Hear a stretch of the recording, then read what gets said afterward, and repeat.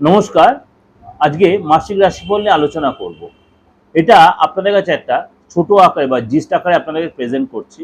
In detail আমার এই চ্যানেলের লিংক নিচে প্রেস করুন। লিংকে গিয়ে প্রেস করলে ইন ডিটেলটা আপনি পেয়ে যাবেন।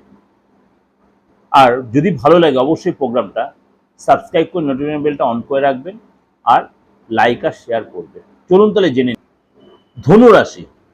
ধনুরাশির একাধিক ঘটনার সম্মুখীন কিন্তু আপনি এই মাসে হবেন, এই মে মাসে।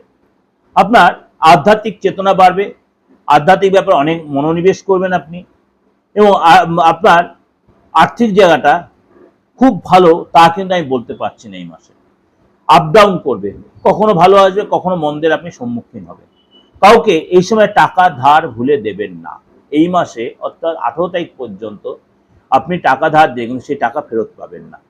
আপনার মানে নতুন কোনো প্রজেক্ট যদি আরম্ভ করতে হয় এই মাসে, একান্তই আমি বলবো আরম্ভ না করতে, এই মাসটা অ্যাভয়েড করতে, বিশেষ করে 18 বা 20 তারিখ পর্যন্ত যদি একান্তই আরম্ভ করতে হয়, আপনি সব প্ল্যান করে থাকেন, তাহলে বলবো কারোর সাথে কনসাল্ট করে প্রপার প্রিপারেশন, প্রপার প্রতিকার নিয়ে তারপরে এগোবেন, নাহলে কিন্তু আপনার লস হতে পারে।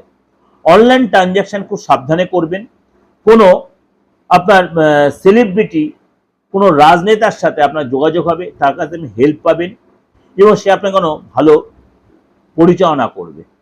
কেরিয়ারে যথেষ্ট উন্নতি হবে, কেরিয়ারের স্থান পরিবর্তন, স্থান চেঞ্জ হবে, অর্থাৎ ভালো হবে মন্দ হবে।